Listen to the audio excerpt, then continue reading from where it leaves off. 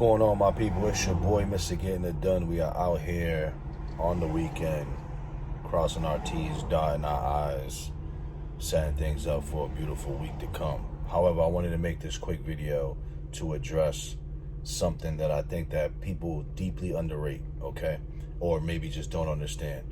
So I want to talk about good debt versus bad debt, okay? And how you can leverage debt to become a millionaire, to become rich, to become wealthy, right? This is what all the wealthy people do.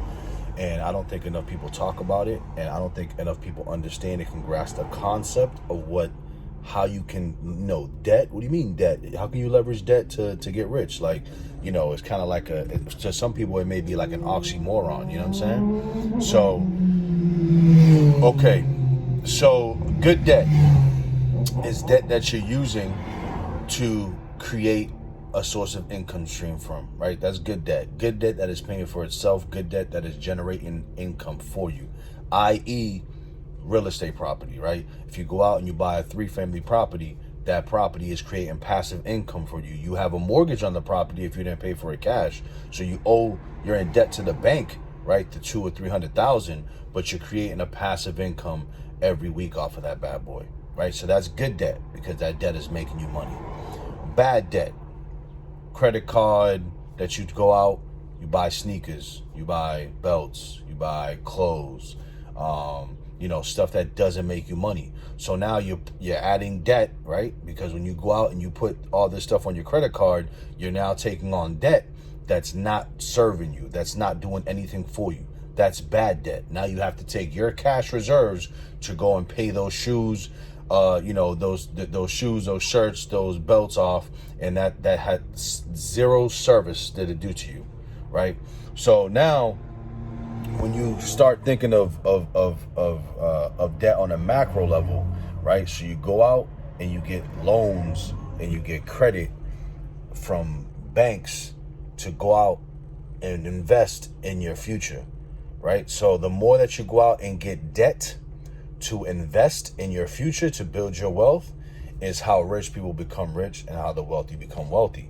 So I tell people, man, it's very, very powerful. Most people can't even fathom what I'm saying, but I'm going to keep saying this until one of y'all go out and do the research. It took me many, many years to figure this shit out. And it took many countless hours of watching videos, reading books, and really diving in to understand how I can leverage my personal credit to go out and get business credit, right?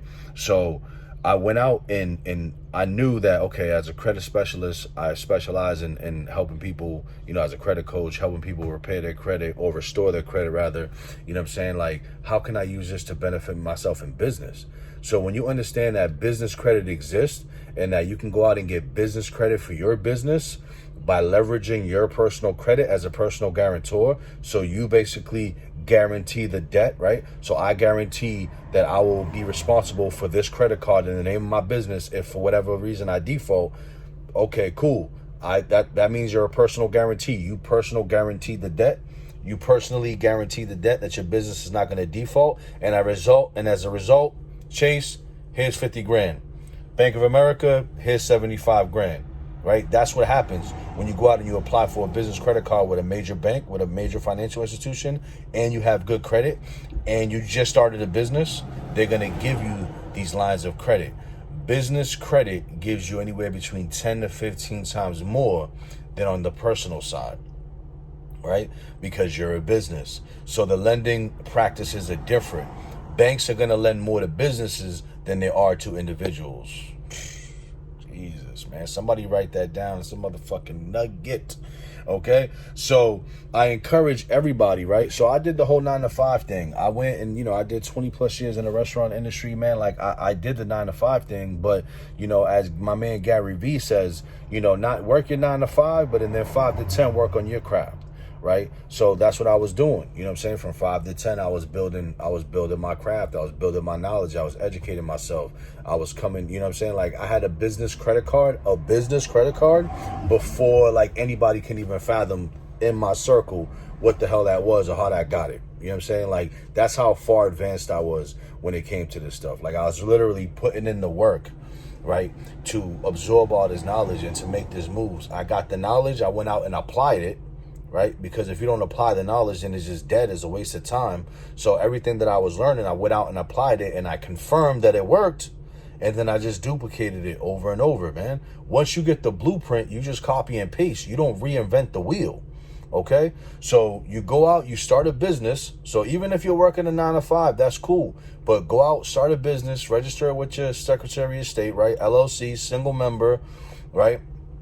Get your EIN number, get your Dun & Bradstreet number, and then go out and start if you have good personal credit, go out and start applying for business credit on behalf of your business, okay? Or if you don't have good personal credit, then work on your personal credit, dude.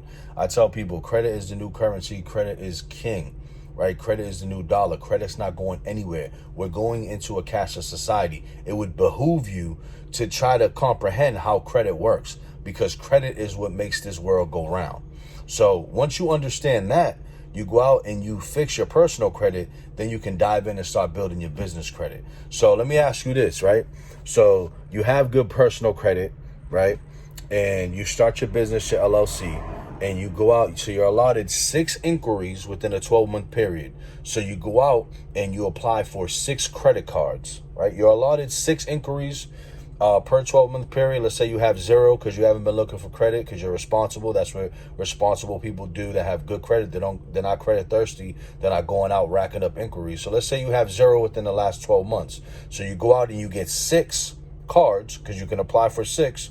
And let's say on the low end, for simple sake numbers, let's say you got approved for $10,000 each card. You got 6 business credit cards for $10,000 each. That's $60,000. What can you do with $60,000? You can go out and get that office space. You can go out and get some employees. You can go out and buy that inventory. There's a lot of shit that you can do with that 60 grand, right? And it's the bank's money, right? It's not your money. Think about how long it would take you to physically save $60,000 if you're on a tight budget, right? If you're living paycheck to paycheck. That's where the mentality comes in, because when you're living paycheck to paycheck and you're broke every fucking week and you can't even pay your fucking bills, then you're like, damn, how am I ever going to start a business? Like, how am I ever going to get out of this? Like, this is it. You automatically succumb to the hamster wheel mentality, and then you stay stagnant. I'm giving you the way out. I'm giving you the nugget. I'm giving you the fucking layup, dude. Work on your personal credit. Go start an LLC. Go apply for business credit on behalf of your LLC. You as a individual, you personally guarantee that because you got good credit, and you get those credit cards, right? And those credit cards are going to build your business credit, which is called the Paydex score. So once you get those credit cards, imagine what you can do with 60 grand. That's on the low end, okay? So 60 grand to change anybody's life. Okay, now we're going to go right back to the beginning. Now that's debt. Right? Credit cards. That's probably like the worst form of debt that you have. But if you take that 60 grand in credit cards and you go out and you apply it to get that office space, to get employees, to make you money, it becomes good debt, because there's going to be income and revenue as a derivative of that. You know what I'm saying? So that's good debt. Bad debt takes from you, doesn't give you nothing, doesn't serve you.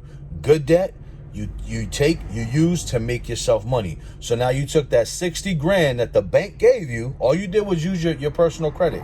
You leveraged your personal credit to go out and get 60 grand, right? Not your money. And now you went out and you bought that, flip property. You got that office space, and now you're making $10,000, $20,000 a month as a result, because now you got some maneuvering room, right? And you use 0 of your money. You still have your little chips in the bank that you've been saving. All you did was leverage your personal credit to go out and get the bank's money to go out and make you money, man. Shit, man.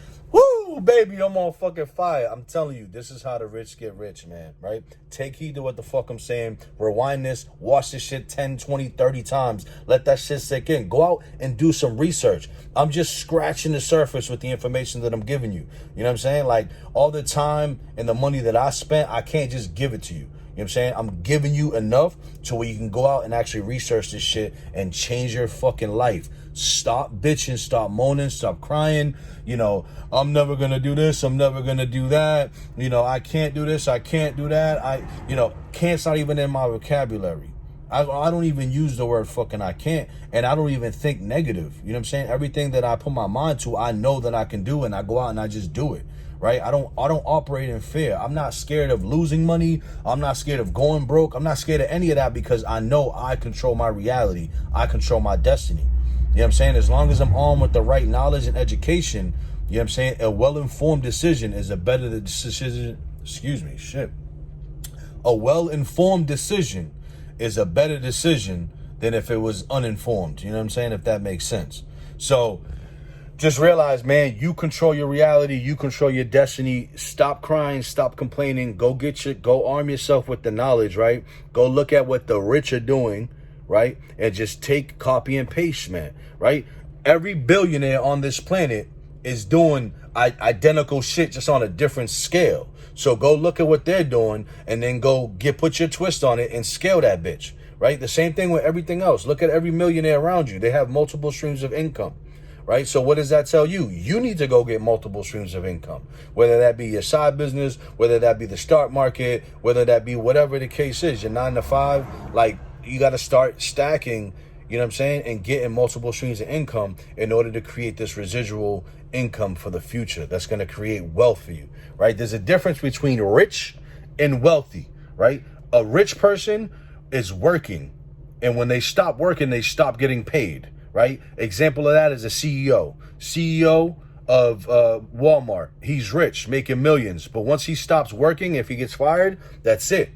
You know what I'm saying? He has to go find another job. So because his income stopped. Wealth keeps coming, right? So, you know what I mean? Like, let's say Walmart or CEO invest in Walmart stock or, real estate or whatever the case is, and he loses that job, his money's still working for him, right? When he's sleeping, his money is still working for him, right? That's the difference between a rich person and a wealthy person. So which side are you trying to be on?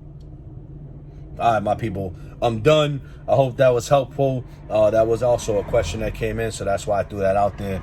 But for the most part, I hope everyone's well. Hope everyone's healthy. Can't wait to show y'all how we're doing out here in Mass. Project's almost done. Well, it's getting there, but I can't wait to show y'all the finished product. It's gonna be absolutely crazy. Set daily goals. Set achievable goals. Go out and fucking smash them.